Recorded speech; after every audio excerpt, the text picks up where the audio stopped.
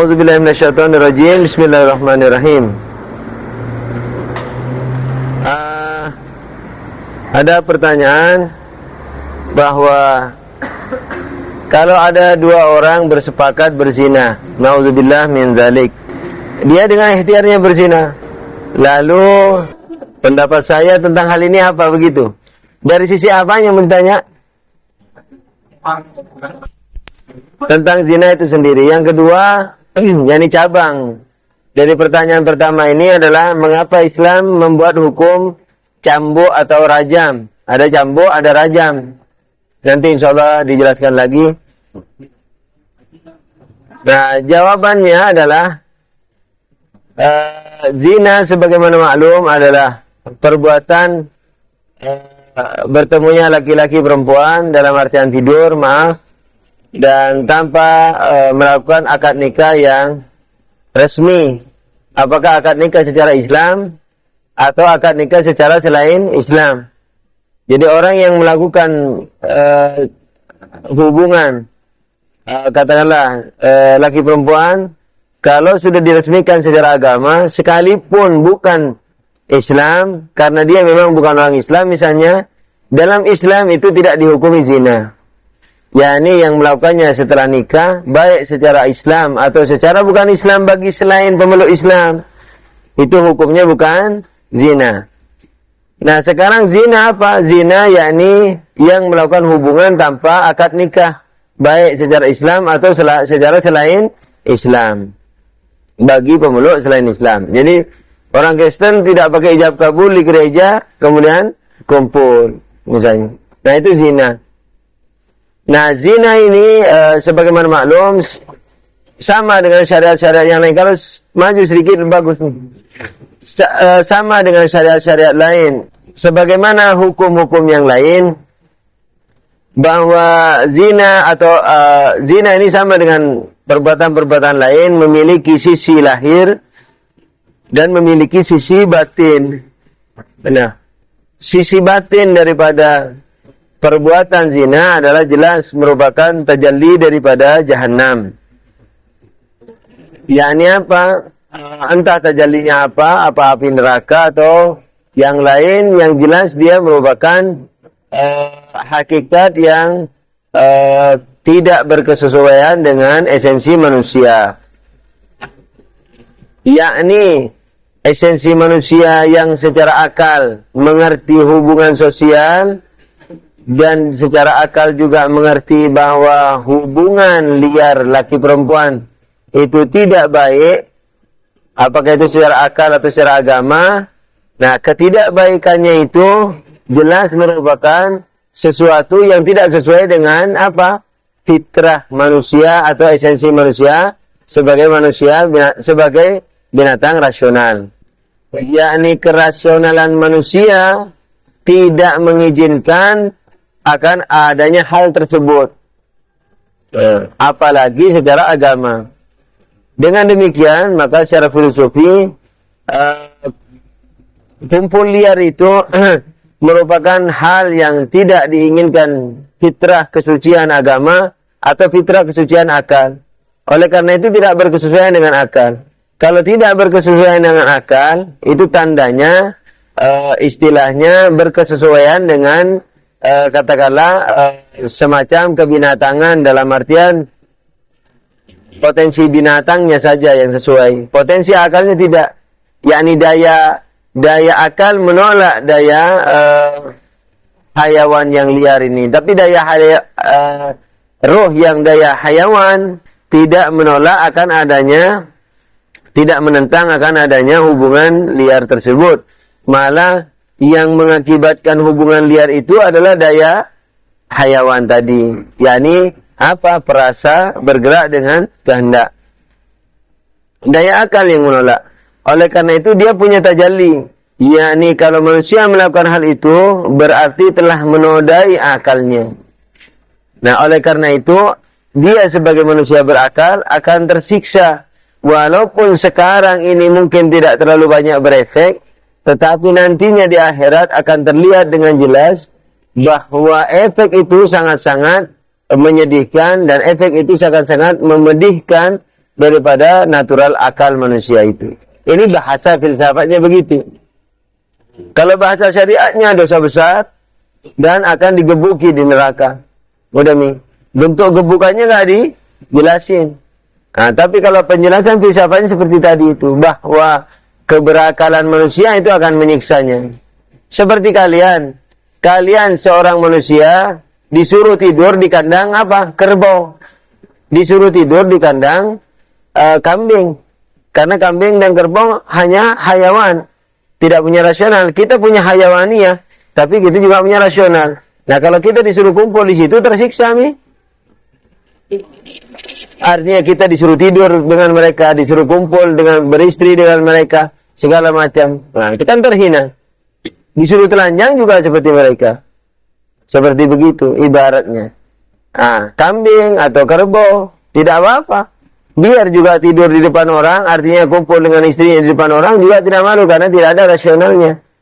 Nah, kita yang melakukan hubungan liar sama dengan binatang itu. Nah, tapi rasional yang akan tersiksa. Jadi dia nanti akan tersiksa di akhirat karena dia akan di akhirat nanti ketika lepas materinya dia akan nampak jelas apa efek daripada perbuatan-perbuatannya. Jadi kalau menurut akal, kalau menurut filsafat menodai kesucian akal, kalau menurut agama menodai kesucian fitrah yang diberikan pada manusia. Yakni apa? Melanggar peraturan agama dan dosa besar dan akan disiksa di neraka. Lalu sekalipun dengan sukarela. Jadi dosa itu bukan hanya paksaan, sukarela dalam hal yang liar itu bahasa binatang.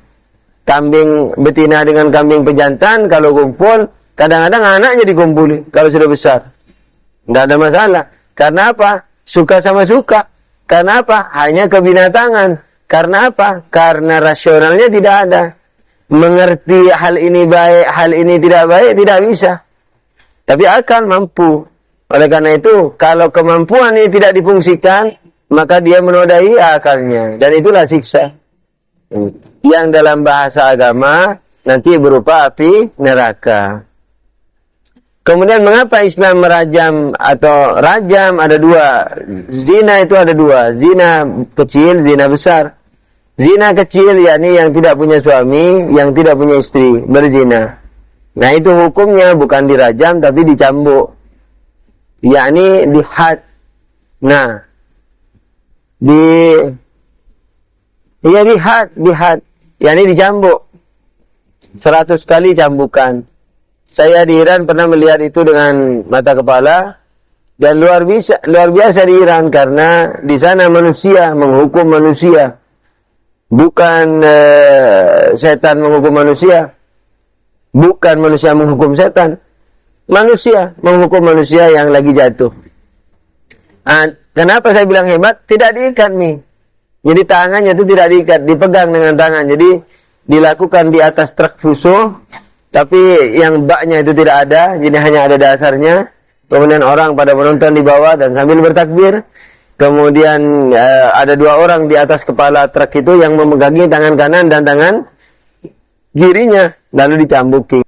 Kadang-kadang cambukannya itu melilit kena sesuatu yang menyakitkan sekali, kadang-kadang lepas, meluntir dia, jatuh di dasar truk fusonya itu.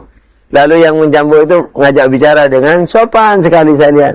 Nah, tinggal sedikit lagi nih, kira-kira begitulah. Dia omongin segala macam, nanti dia berdiri lagi, ngasihkan tangannya ke orang yang memegangi di atas truk fuso itu. Jadi yang mencambuk tidak marah-marah. Dia juga ngeri nanti, jangan-jangan dia nanti masuk siksa neraka. Mungkin yang dicambuk ini sekarang kalau melakukan taubatan nasuha, kalau dia terima hukuman itu dengan ikhlas, insya Allah dosanya hilang. Apalagi ditambah taubat segala macam. Yang mencambuk belum tentu. Jadi sama-sama tawadhu. Nah, kenapa kok Islam menyuruh cambuk? Kalau rajam, yakni suami punya lelaki musuhnya itu, jadi lawan zinanya, naudzubillah, itu baik bujang atau perawan atau misalnya gadis atau misalnya tidak punya suami atau tidak punya istri. Tapi kalau seseorang itu punya suami atau istri berzina, maka hukumannya rajam. Tapi ada detail-detailnya loh, ada detail-detailnya. Apa rajam itu? Yakni dia dipendam setengah badan, kemudian dilempari batu sampai mati. Suruh mandi dulu, biasanya mandi kayak mandi jenazah itu, karena tidak bisa dimandiin lagi, pasti pasti luka-luka. Jadi disuruh mandi mayat dulu, mandi sendiri. Biasanya kan dimandiin, mayat kan dimandiin. Tapi ini disuruh mandi sendiri, terus dibungkus kain hitam supaya tidak nampak darahnya itu. Kemudian dipendami setengah badan, kemudian dilempari sampai mati. Nah, kenapa Islam menyuruh begitu?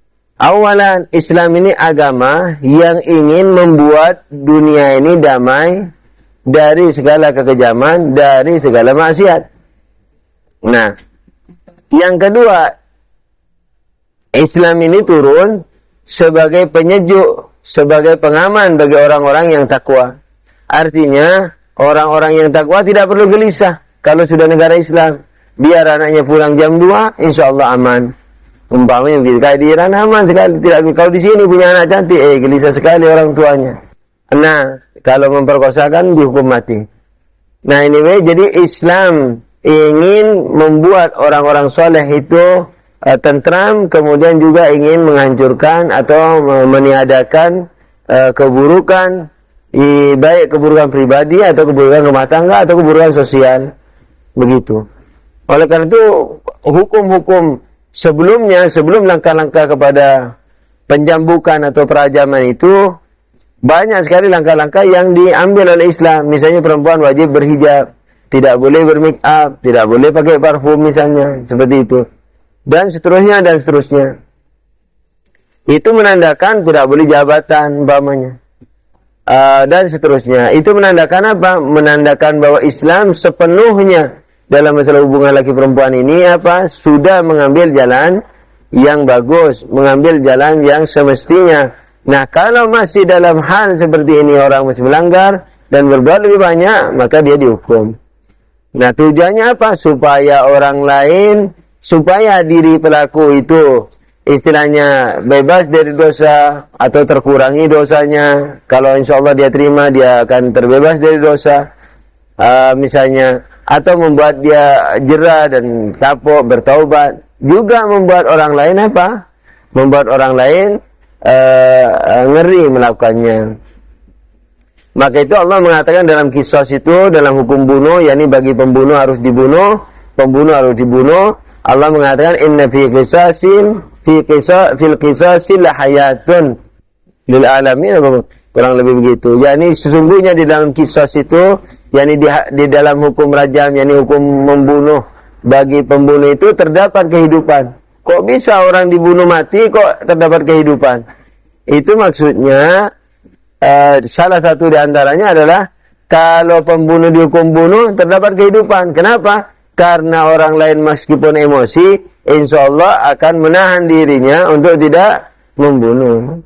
Terdapat kehidupan. Kenapa menahan dirinya? Karena takut dibunuh juga. Ya, jadi biar emosi, dia tidak akan membunuh. Nah, ketika tidak terjadi pembunuhan, nah itulah kehidupan. Begitu rajam juga begitu. Yang kedua apa tadi? Filsafat itu apa memudahkan orang untuk mengenal Tuhan? Sangat. Sampai-sampai saya mengatakan apa? Tanpa belajar filsafat, orang tak mengenal Tuhan. Coba tanyain ke orang-orang yang tidak belajar, apa Tuhan itu? Ya Tuhan yang mencipta alam ini. Itu mah semua anak kecil, SD tahu. Wajib disembah, yang megang rezeki, semua tahu kehidupan. Itu saja. Dan seringnya orang yang tidak belajar filsafat jatuh ke dalam kemusyrikan. Makanya dalam pelajaran akidah dikatakan di sana bahwa di antara tauhid itu tauhid sifat, yakni samanya zat dan sifat-sifat Tuhan. Bukan menyatunya. Tapi banyak orang yang mengatakan menyatu. Yakni 100 asmaul husna itu satu sama lain berbeda dan menyatu dalam Tuhan. Kalau begitu lebih jelek daripada trinitas, yakni 100 nitas. Karena asmaul husna satu sama lain berbeda, dengan zatnya berbeda. Kemudian numplek menyatu dalam diri Tuhan. Kalau begitu apa? 100 nitas. Itu lebih jelek daripada trinitas.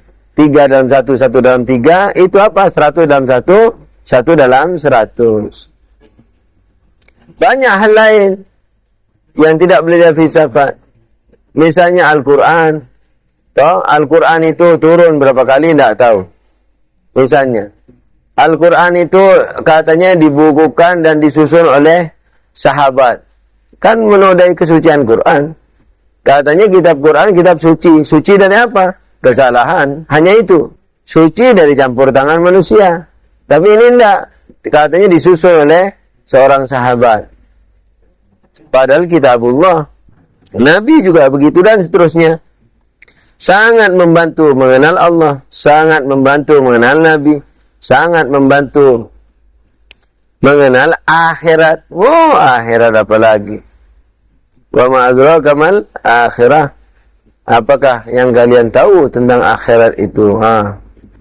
Tentang Tuhan. Makanya kalau Urafa mengatakan Tuhan manusia, masing-masing manusia Tuhannya berbeda-beda, itu tidak aneh. Kenapa? Karena manusia masing-masing mempersepsikan Tuhannya sesuai dengan kemampuannya.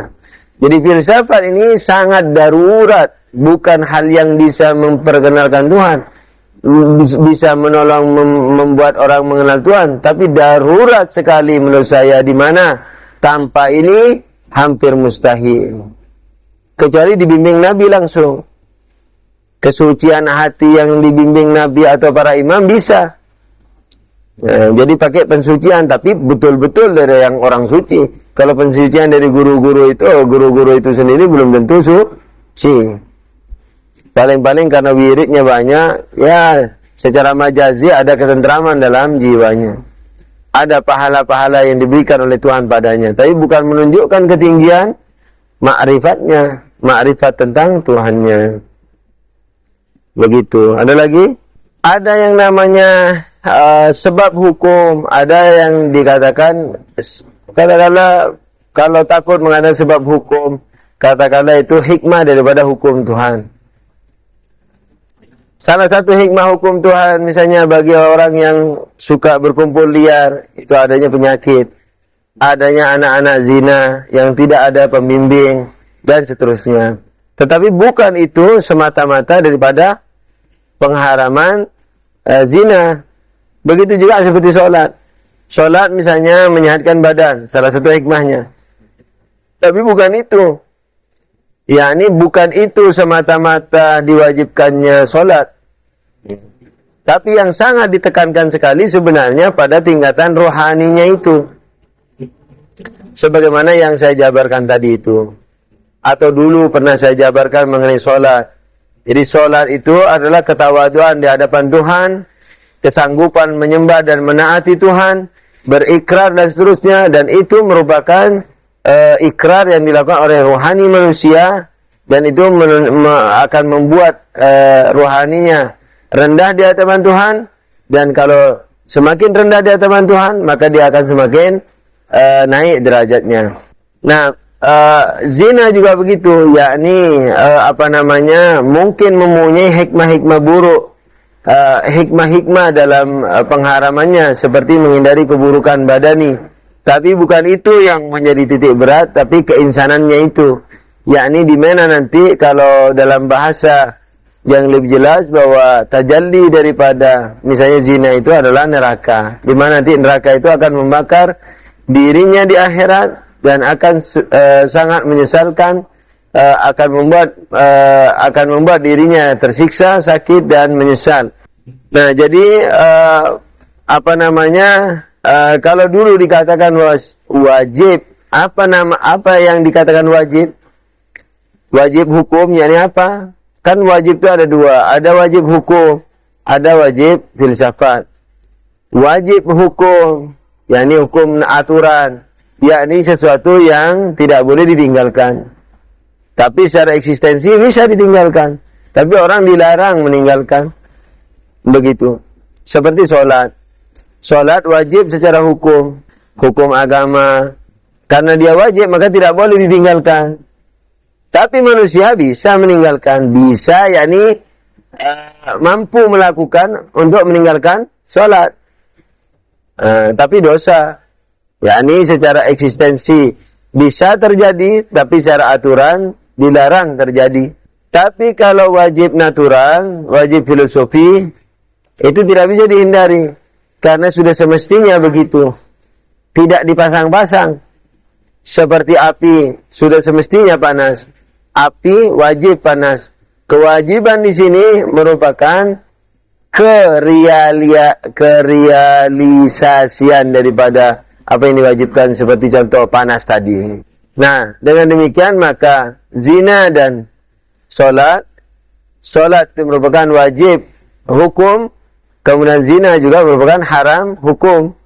Nah, tapi secara eksistensial manusia diberi kebebasan untuk melakukan dan meninggalkan sholat, melakukan atau meninggalkan zina. Yakni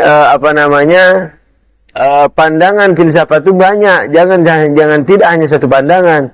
Oleh karena itu kadang-kadang pandangan filsafat mengenai hukum itu misalnya melihat dari tujuannya, hikmahnya.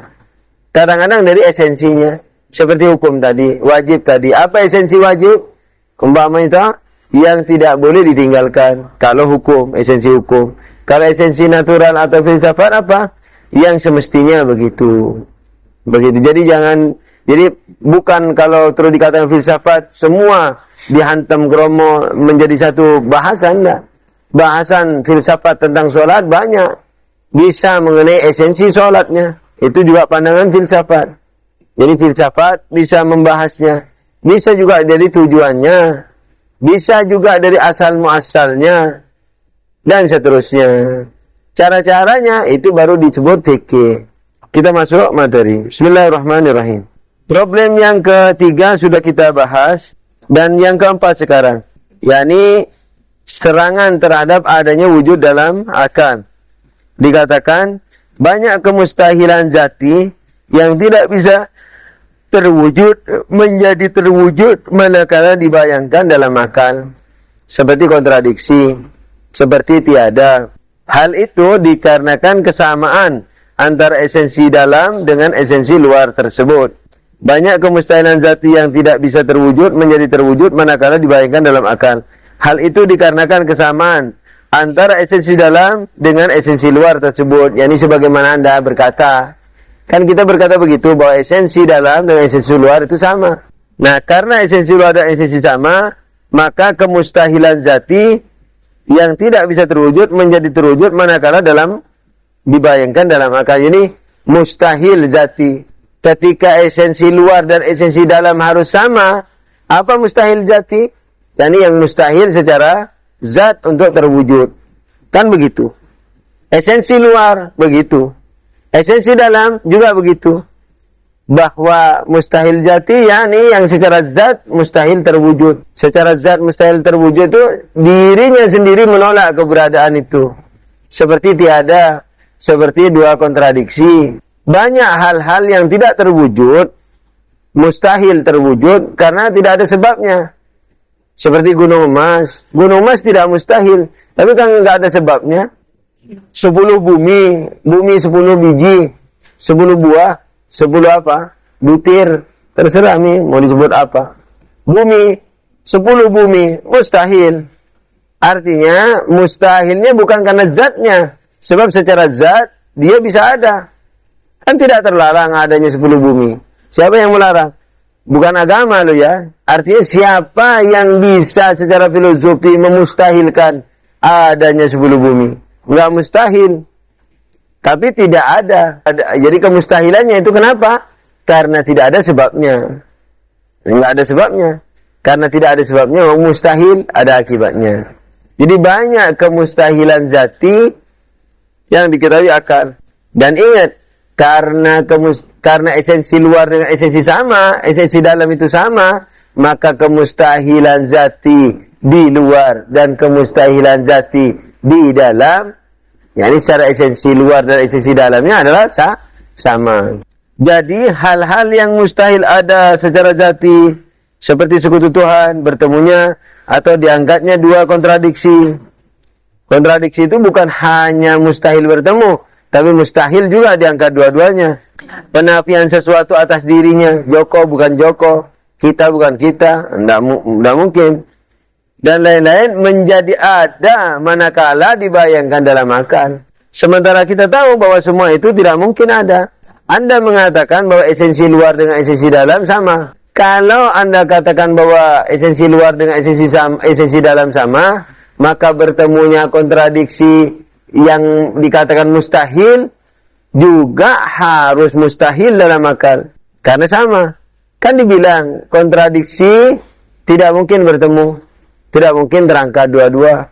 Nah, kalau begitu di luar tidak ada. Karena tidak mungkin bertemu. Nah, karena tidak mungkin bertemu, dalam akal juga tidak ada semestinya. Tapi karena arti daripada tidak mungkin bertemu itu Anda pahami, berarti Anda bayangkan pertemuannya itu dalam akal Anda. Sekutu Tuhan itu Anda bayangkan dalam pikiran Anda. Nah, dengan demikian maka sekutu Tuhan dan kontradiksi itu bertemu dalam akal Anda. Berarti ada. Sementara sekutu Tuhan tidak ada. Dua kontradiksi tidak ada. Kalau Anda ingkari wujud dalam akal, nah itu mah tujuan kami. Tujuan kami mengingkari adanya wujud dalam akal, yakni ilmu. Kalau dikatakan ilmu, nah itu kelazimannya apa? Kalau dikatakan bahwa ilmu esensi dalam ilmu dengan esensi di luar ilmu, yakni eksistensinya atau ekstensinya itu sama, berarti di sini melazimkan apa? Kemustahilan, ketiadaan, melazimkan apa? Keberadaan yang mustahil. Karena dibilang bahwa dua kontradiksi mustahil. Sekutu Tuhan mustahil ada. Tapi Anda pahami. Nah, dengan demikian berarti ada dalam akal Anda. Begitu. Paham problemnya? Kalau wujud dalam itu ada, berarti apa? Kan dikatakan wujud dalam akal itu sama nggak dengan yang di luar? Dibilang sama. Nah, kalau dibilang sama, berarti dua kontradiksi yang tadi dikatakan mustahil menjadi tidak mustahil. Nih, tape ini ada, tape ini tidak ada. Yani sekarang di tangan saya ini. Tape ini ada, tape ini tidak ada. Kan mustahil. Yani apa? Tak pernah bertemu antara tape ada dan tape tiada. Itu namanya kontradiksi. Tidak mungkin ketemu di luar. Dan arti kontradiksi di dalam itu nih, bertemunya positif negatif misalnya. Kalau begitu, dan saya mengatakan sama Anda, kontradiksi, pemahaman kontradiksi dengan kontradiksinya di luar, itu sama tidak? Kita katakan sama. Yani esensi yang kita pahami sama dengan esensi yang di luar, yang kita pahami di luar akal. Sebab kalau tidak sama, berarti apa? Kita tak punya ilmu pengetahuan. Masjid ini bukan masjid. Anda bukan Anda di situ. Kontradiksi bukan kontradiksi. Tuhan bukan Tuhan. Sekutu Tuhan bukan sekutu Tuhan. Kursi bukan kursi. Nasi bukan nasi. Harimau bukan harimau. Kalau tidak sama. Kalau sama, akibatnya parah. Kenapa? Karena kontradiksi yang tadinya tidak bisa ketemu, dalam akal jadi ketemu. Karena Anda memahami kontradiksi. Berarti ada dalam akal Anda. Sekutu Tuhan berarti ada dalam akal Anda. Nah, kalau ada dalam akal Anda berarti ada di luar. Katanya sama. Nah, kalau tidak ada, berarti tidak sama. Kalau tidak sama, bukan ilmu. Kalau bukan ilmu, berarti kita tidak tahu apa-apa. Mana yang mau dipilih? Yang gitu. Kita memilih ilmu, tapi bagaimana menjawabnya?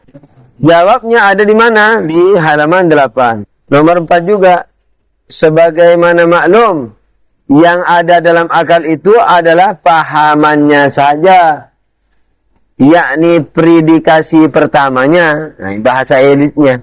Bahasa elitnya predikasi pertamanya. Predikasi pertama itu apa? Kesamaannya esensi.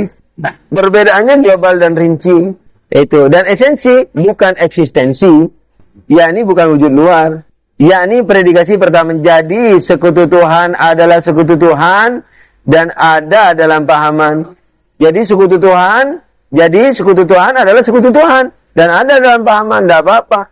Begitu pula dengan tiada dan pertemuan dua kontradiksi. Tiada itu ada dalam pahaman. Makanya kita mengerti. Tiada adalah tiada. Masa tiada itu ada? Tiada adalah tiada. Itu yang kita pahami. Nah, kalau tiada itu ada yang kita pahami, kan berarti ada. Sebab Anda memahami tiada. Nah, kalau Anda memahami tiada, berarti ada. Tidak apa-apa, yang ada pahamannya. Yang saya maksudkan tiada itu adalah tiada eksistensinya, ekstensinya, wujud luarnya. Yang saya katakan bahwa sekutu Tuhan itu mustahil adanya, bukan artinya, tetapi apa? Makna yang ada di luarnya, di luar akal, ini ekstensinya tidak ada. Begitu. Begitu pula dengan tiada, ada, tidak apa-apa. Dan pertemuan dua kontradiksi, yakni ada, tidak apa-apa. Dalam akal, pahamannya. Nah, sedang dilihat dari predikasi kebanyakannya, mereka itu adalah ada dan merupakan kualitas dari jiwa roh. Wah, apalagi ditambah. Aduh. Kisahnya, sekutu Tuhan. Dilihat dari maknanya. Sekutu Tuhan apa maknanya? Banyak. Yang membantu Tuhan. Yang menolong Tuhan. Apa saja deh sekutu Tuhan. Kan itu maknanya. Kita katakan sekutu Tuhan ini mustahil. Mustahil ini apakah mustahil dilihat dari wujud dalam atau mustahil dilihat dari wujud luar? Yang mana yang mau diinginkan? Wujud luar. Kita katakan mustahil ada, yakni yang dikatakan mustahil, mustahil adanya. Adanya yakni di wujud luar, bukan adanya di pahaman. Kalau tidak ada di pahaman, bagaimana kita mau menghukumi? Pokoknya tidak mau bilang, karena kalau bilang sekutu Tuhan tidak ada, berarti ada. Daripada dikatakan ada, lebih baik begini saja. Mau bilang sekutu Tuhan tidak ada, maksudnya begini-begini saja. Nah, sebab kalau bilang sekutu Tuhan tidak ada, berarti bilang ada nih. Di mana? Di benakmu itu. Buktinya apa yang dikatakan? Ditanya apa sekutu Tuhan? Yang menolong Tuhan. Itu mah ada. Yang menolong Tuhan katanya. Itu mah maknanya. Yang kita katakan mustahil adanya di luar. Jadi yang disebut yang dikatakan sekutu Tuhan itu mustahil, yakni mustahil adanya. Mustahil adanya di luar akal. Mustahil memiliki apa? Eksistensi luar. Bukan eksistensi dalam. Begitu juga kontradiksi. Esensinya ada apa nih? Esensi sekutu Tuhan ada apa sama. Esensi sekutu Tuhan dalam akal. Esensi sekutu Tuhan luar akal. Loh kalau begitu ada? Enggak. Siapa yang bilang? Esensi itu kan lepas. Lepas dari tiada dan ada. Begitu nih ikut. Ya enggak akan ikut kalau enggak paham. Jadi esensi itu lepas dari tiada atau ada. Sebab kalau esensi dikasih ada, berarti selalu ada. Kalau dikasih tiada, berarti mustahil ada.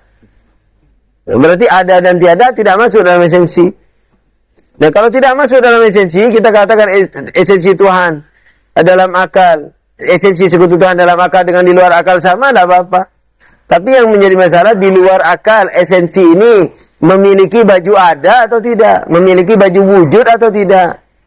Karena tidak memiliki baju wujud, nah, atau dilihat, dia tidak memiliki baju wujud itu, mungkin memiliki baju wujud, atau mustahil memiliki baju wujud. Nah, kita katakan mustahil. Nah, itu mah yang dikatakan bahwa, bahwa sekutu Tuhan mustahil adanya. Insya Allah nanti di pembahasan entah ketiga yang saya tulis tadi itu, bahasan keempat apa? Membicarakan tiga mutu, yakni mungkin, mustahil dan wajib. Itu. Jadi kalau di logika membicarakan wajib, mungkin dan mustahil itu dalam hubungannya antara predikat dan subjeknya, kan begitu toh? Mutu apa disebut di sana? Mutu proposisi, dah ingat.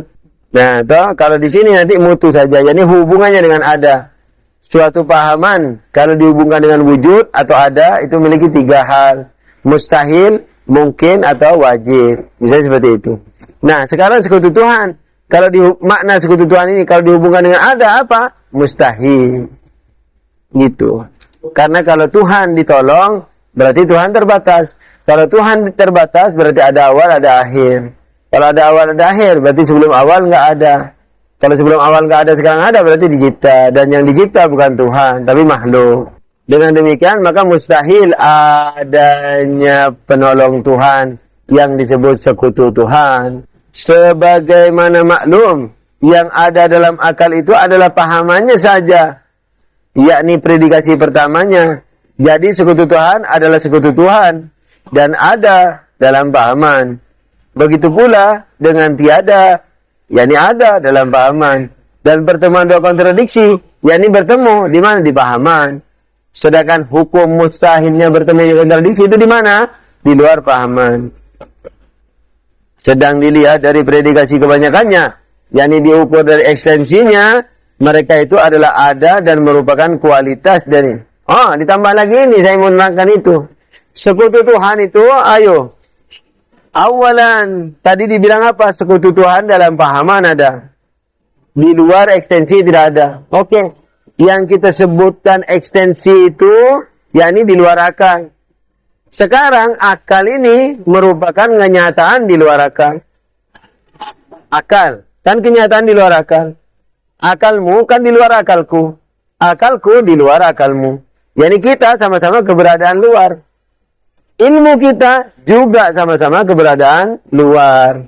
Dengan demikian, ilmu kita tentang sekutu Tuhan itu juga ada.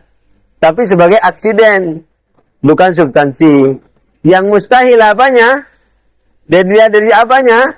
Substansinya. Sekutu Tuhan itu mustahil ada. Itu apa? Yani secara substansi, secara keberadaan. Bukan secara keberadaan aksiden di mana pemahaman sekutu Tuhan menempel pada roh kita. Kan berarti ada juga, karena roh kita wujud luar, berarti ilmunya juga wujud luar.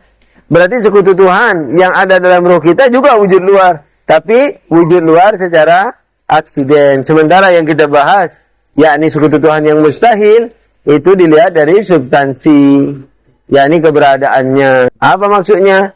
Dilihat dari predikasi kebanyakan, yakni yang menyatakan bahwa sekutu Tuhan itu adalah sekutu Tuhan.